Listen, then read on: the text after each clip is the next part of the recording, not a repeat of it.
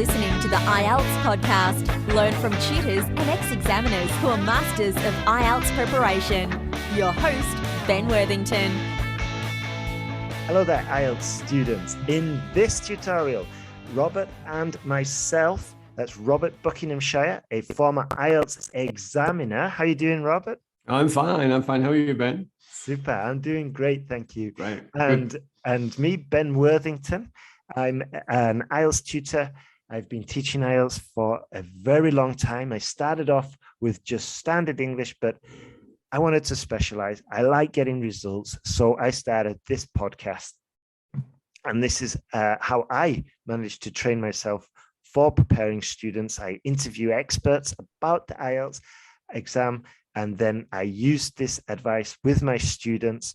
And yeah, eventually I was throwing out what wasn't working, keeping what was working. And this is how we got the great course, Jump to Band 7, or it's free.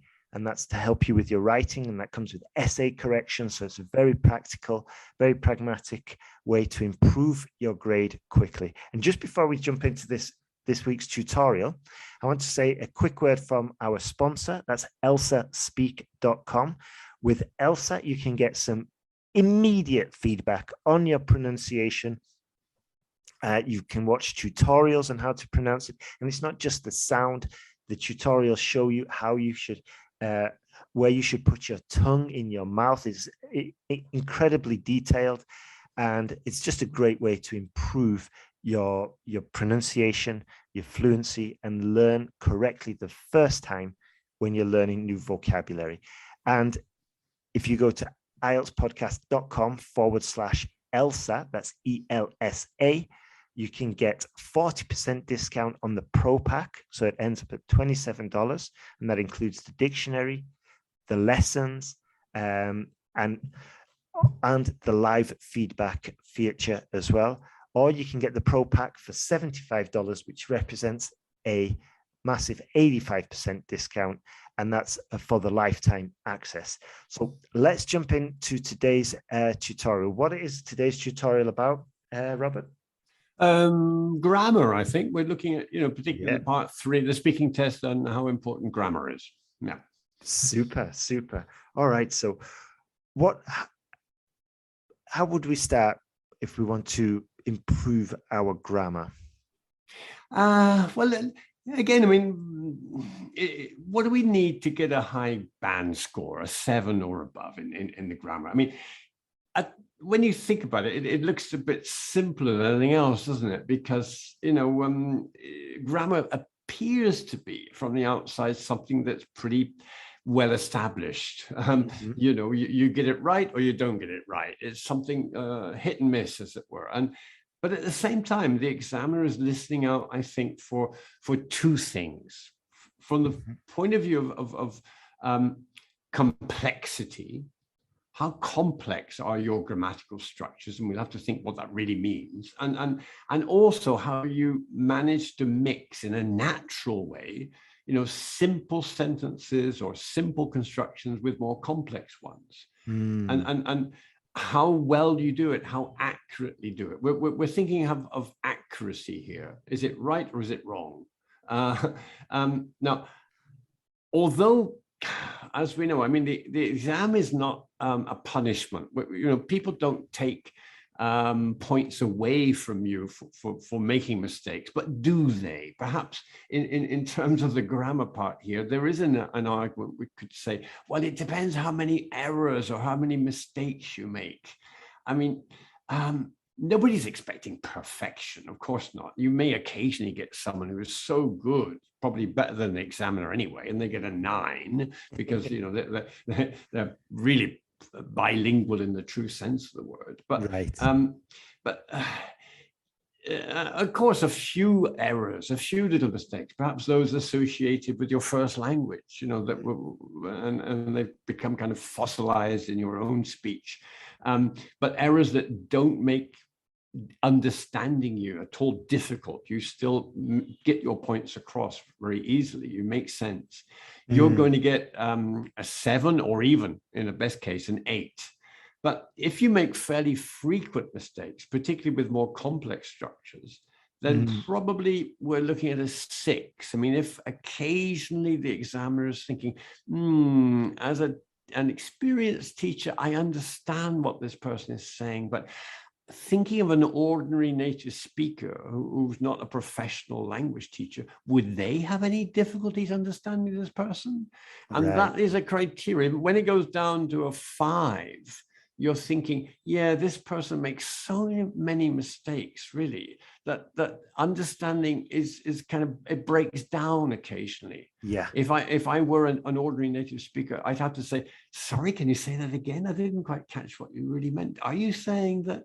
Now, Right. so what does all this mean? We're talking about how accurate you are, how good you are at getting it right, and also the complexity, the range of it. I mean, let's look at the accuracy first. I mean, Yeah, actually, Rob, just before we jump in, I want to just rewind to a point that you mentioned at the beginning, where you said a mix of simple sentences with more complex one. That really stuck out for me because this is exactly what we teach with the writing course. We're like, okay, because we get essays and the students have just absolutely rammed it with long, complex sentences that are incredibly difficult to wade through. And they're surprised when I tutor them and I say, look, the occasional complex sentence is excellent, but we want to break it up with a mix, exactly like you said for the speaking. We want a couple of short sentences, and then a few medium length sentences, and then the occasional complex one when it's necessary. And it's just refreshing to hear it, because this is exactly what I teach with the writing. So it's just another example of one of those skills that you gain in one area and you can carry over into the other area, and probably without even noticing it, once you get a good grip of it, it's just going to flow over naturally. So I thought that was an excellent point there. But I think it's the same in our native language. I mean, all right, you asked me a question and I need a little time to think about it. And I might begin by saying to you, well, it depends what you mean. It depends what you mean. It's a pretty simple sentence. And then I might go, into a much more complex one afterwards. It depends what I mean, Ben. I mean, if we were looking, for example, a case where a student was talking about, I'm rambling on a bit, and I'm getting into the middle of a pretty complex thought. But of course, thought and language are not necessarily the same thing. I mean, sentences do not go on and on. I think English also has tended in the last few generations, thankfully, to simplify itself in terms of making yourself understood, getting the message across, not being, going around the houses talking about everything in one sentence. That's out of the question. Yeah, this is so true. And it's surprising, like a few other languages don't appear to have undergone this kind of like modernization, where the communication is the objective, not the actual style. And I think Spanish and Hungarian are, because I know these languages, I think they are prime candidates for being modernized. So says the non-native speaker of those languages. Well, you're quite right. Yeah, but just to cut to the chase, just to get to the point, in other languages, the flowery expressions are expected, whereas in English, not so much. The objective in English is the communication. And don't get me wrong, we're not going to do our essay in bullet points, which would probably be the most efficient way to communicate. But we're still going to include some stylistic elements, but it's a balance between being understood and showing your skill. That's true. Yeah. Bullet points will get you an automatic 5, even if without reading it. I mean, that's in the writing part. Oh, use bullet points. Sorry, I can't give this person more than 5. Okay, so Okay, but in the speaking, particularly in part 3, of course, I mean, the discussion goes every which way. And, you may have to describe something or to compare the past and the present, make a list or compare advantages and disadvantages, and to speculate, hypothesize about different things, make predictions and so on. So as I go through that simple list of things we do with language, each one became more complex from the language point of view. We need more complicated language to hypothesize than we would do simply to describe something, I guess, in terms of the structures, not necessarily the vocabulary. But I mean, first and foremost, I mean, get the basics right. There's nothing better than getting the first thing an examiner will say, oh my God, I mean, pretty uncertain use or not very good distinction between, let's say, those old favorites, the present perfect and the simple past. I mean, those old labels that we teachers love, you used to go in the wrong sense, or I have seen him 3 weeks ago. Wait a minute, no, that's wrong. Oh my God. Simple things. Once you get those sorted out, the verb tenses, the simple present and the simple past, the simple past and the present perfect, the continuous tenses. What are you doing these days, and what do you do these days? I mean, those kind of apparently simple things that we have to get sorted out. And also all that nonsense about the future. I mean, there are good arguments for saying that the future in English doesn't exist grammatically. I mean, we've got, will is more used to make predictions rather than talk about the future. But we use, what are you doing tomorrow? Oh, going to the beach. Oh, yes. But next week I'm going to stay here because I have to work at the weekend. Okay, so going to, or just using a simple continuous tense to talk about the near future and so on and so forth. Yeah. All students, please get that basic stuff sorted out. You're not expected to be perfect. The occasional little error would be noticed, but not taken against you, as it were. It might make a difference, let's say, between a 7 and 8, but it's not going to get you further down than that. But a lot more frequent mistakes on the basics is going to get you down to a 6 or 5. And that's what we're not looking for. Right. So just to summarize, I mean, I know from tutoring quite a few students that a lot of students are not interested in the basics because they've read the band descriptors and they're like, okay, I need to learn how to describe, I need to compare the past and the present, I need to compare advantages and speculate and hypothesize and make predictions. It's all well and good, but unless the basics are solid, you basically, unless the foundations are solid, you're building on shaky ground, and it's probably going to make it more difficult to be understood if you're making predictions and your tenses are not under control. So yeah, excellent advice there. Excellent advice. So what about the more complex stuff? I mean, you've got to get these in. Use all opportunities. Going back to what we talked the other day about vocabulary, find those opportunities within a topic to say something a little bit more complex. Get it done beforehand, rehearse it, practice it, try the cue cards, work on it, play it, record it, share it around with professionals and also with other students taking the test. I mean, get confident in it. I mean, let's take the conditional stuff. I mean, that's an easy one because we love teaching it, and we try to make it simple. There are 3 types of conditional sentence, oh God, how many times we do that? But this is the hypothetical stuff. I mean, I got an extreme example. It's the 3rd conditional. We can not change the past. How? I'm very sorry, but we say things like, and getting back to the same topic the other day, we talked about environment and climate change. It seems good to just carry on that topic, that theme.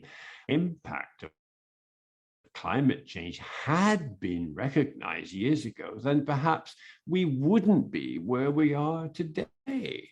we wouldn't have had all these terrible issues that we have seen in the last 10 or 15, 20 years.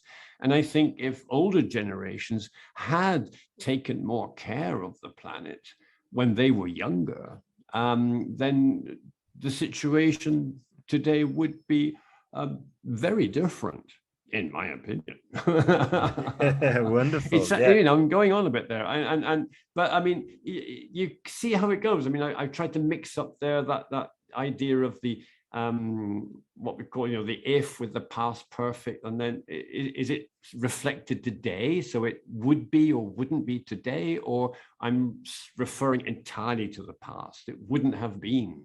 It could have been different, but it isn't. We didn't do it, you know. So yeah, that's a beautiful sentence, because you're not only like hypothesizing, but you've got the different changes in the tenses, exactly, you know, and the speculation there. So I mean, students, if I were you, I would write down that sentence, because I think it's one of those sentences that you could probably adapt to other topics. So let's just go. If the impact of climate change had been recognized years ago, so if the impact of, I don't know, criminal re-education had been recognized years ago, then perhaps we wouldn't be where we were today. Or, you know, we're in prison. Perhaps we wouldn't be in prison where we're today.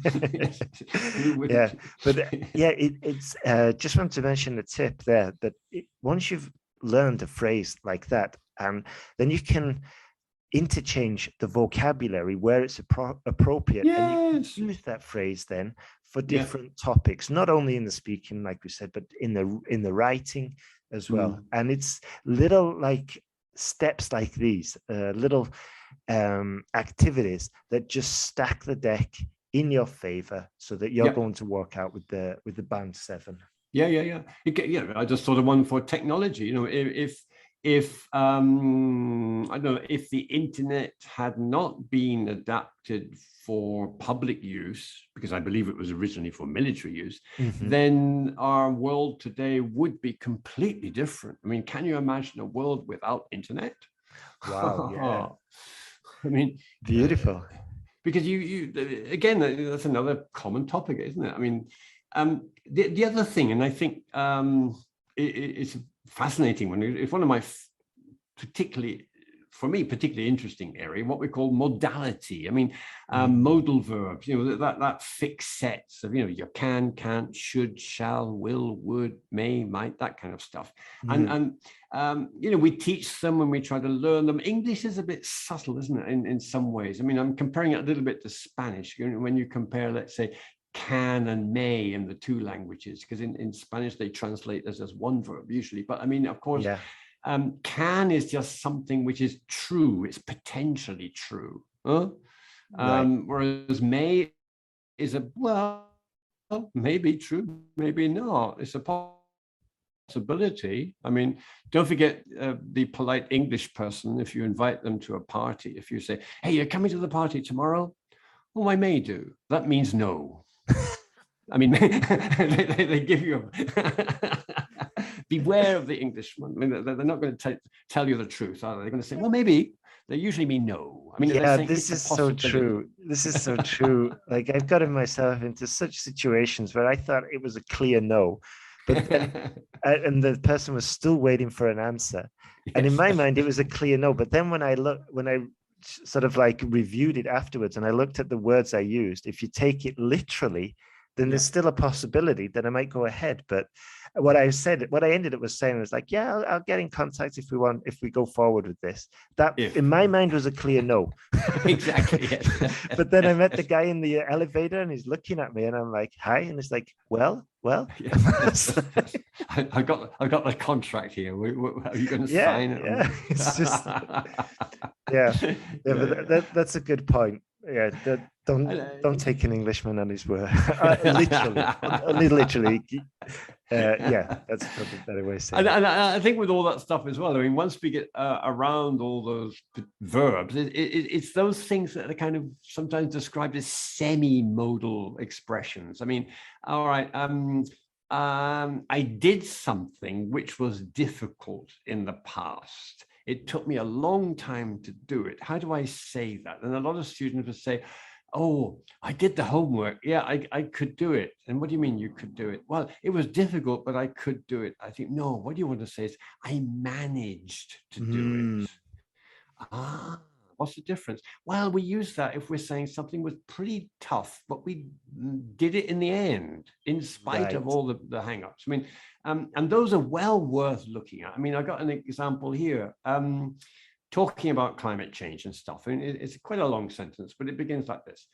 Well, believe it or not, in fact, it's the United States of all countries that has managed to reduce greenhouse gas emissions the most over the last decade. But then again, of course, some states in the US and the United States haven't been able to do as well as other ones. The oil states, I suppose. But, so I've got two things there. In a positive sense, I'm using managed to, has managed to. I did it, although it was difficult. If I'm using it in a negative sense, I'm probably going to say, haven't been able to. Which again, it has all kinds of interpretations, what it really means. Did you do it? No, I couldn't do it. I wasn't able to do it. Sorry. I mean, could mean I didn't have time, or I was out drinking beers or whatever, but it could be an excuse. But those kinds of things I think are often missed by teaching books and also in English courses. But I think it's a pretty important area of English, that way in which we talk about whether something is true or not, or whether something we are capable of doing something or not, so some of it's straightforward, I could swim when I was 4, or I could speak French when I was 3, or something like that. But that's both of those were lies, by the way. But of course, I would advise anybody to get into some grammar books or look it up online again, at those modal expressions. There's some good stuff around to check out. Those are definitely, and it's just one of those things, like another feather in your bow, so we say. It's like another little thing that's going to increase the chances of you passing. So and also while you're reviewing these, I would recommend go deep on it, master it, because mastering a whole area like modal verbs is incredibly more powerful than half learning the tenses, half learning the modals, half learning hypothesizing. And just go deep on it, master it, and then move on to the next one. And it goes back to what we were saying. It's like it's solid foundation, especially with the basics, which include the modal verbs. Go deep on those and then build up from there. And I think that's about it for this week. Next week, we're going to go on to, we're going to have a quick look at passive voice structures. We're going to look at relative clauses and the what, why, or how phrases. But that's it for today. And remember, if you are struggling with the speaking, you can have a look at our IELTS Speaking Confidence course. We're getting some great results with the students who are currently on that course, and that comes with some live, with some feedback as well, where you send in your recording. And also, if you are still struggling with your speaking, then you might want to look at our sponsors site. And if you follow the link I'm going to give you, IELTSpodcast.com/Elsa, there you can get 40% discount off the Pro Pack. So instead of $45, you'll end up paying $27, and that'll give you access to the Pro Pack with over 3,000 lessons, the instant feedback, the whole level assessment, so you know where you're going, if you're improving or not. And likewise, or you could buy the Pro Pack for usually $495, but with the 85% discount available with the link I just mentioned, it comes out at $74. So a big thank you for listening. And remember, if you're struggling, just go visit IELTSpodcast.com. There's a whole team there waiting to help you. And this is what we love doing. So get in contact and we can help you pass that IELTS exam. Take care.